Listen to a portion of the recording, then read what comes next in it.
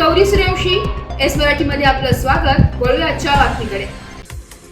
पती पत्नीच्या नात्याला काळीमा फासणारी घटना नाशिकमधून समोर येते।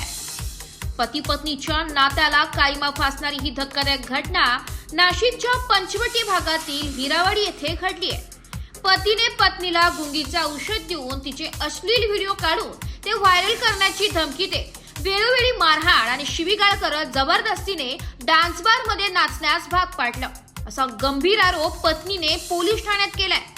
पीडितेच्या तक्रारीनंतर पंचवटी पोलीस ठाण्यात पती पवन गाडेकर आणि त्याचा मित्र अक्षय गांगुर्डे यांच्यावर 29 जुलै रोजी गुन्हा दाखल करण्यात आलाय। पंचवटी पोलीस ठाण्याचे उपनिरीक्षक प्रकाश नेमाने यांनी अधिक माहिती प्रसार माध्यमांना दिली आहे। आणि त्यासोबत तिच्या पतीच्या मित्राविरोधात देखील तक्रार आहे।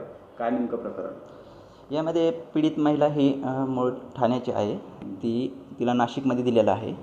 सदर महिलाचं लग्न 2018 साली झालेलं असताना म्हणजे पवन राजेंद्र वाडेकर ह्या व्यक्तीसोबत तिचा विवाह झालेला आहे। आणि त्याचा मित्र अक्षय गांगुर्डे म्हणून एक आहे।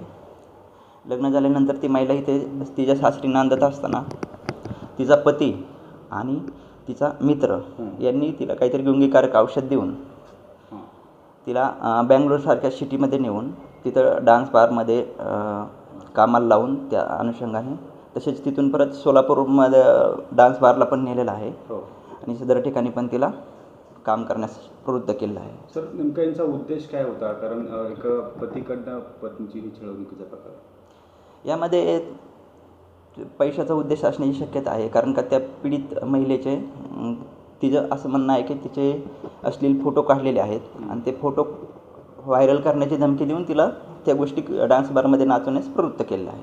सर, आता या दोघांना अटक केली आहे का? काय तपास पुढच्या दिवशी? सध्या आपण त्यांच्या लोकेशन काढत आहोत, पण ते सध्या फरार आहेत। लागलीच त्यांचा शोध घेऊन अटक करणे तजवीज ठेवली आहे। महिलेकडनं अजून काय काय माहिती समोर येते चौकशी दरम्यान? आता महिलेबद्दल आणखीन आपल्याला निश्चित तिला डान्स बारचे नाव वगैरे माहीत नाही, पण आपण सदर ठिकाणी वरिष्ठांची परवानगी घेऊन सदर ठिकाणी तपास कामे जाण्याची तजवीज ठेवली आहे। सर, खरं तर डान्स बार आहे सोलापूर किंवा बँगलोरमध्ये, तर ते डान्स बार अधिकृत आहे किंवा काय नेमकं त्याची माहिती आहे? काय मिळालं आहे किंवा कला केंद्र आहे नेमकं काय ते? त्याबद्दल अजून आपण प्रत्यक्ष तिथं गेलेलो नाहीत किंवा त्याबद्दल प्रत्यक्ष माहिती मिळालेली नाही आहे। एस मराठी न्यूज साठी नाशिक शहर प्रतिनिधी नाशिक।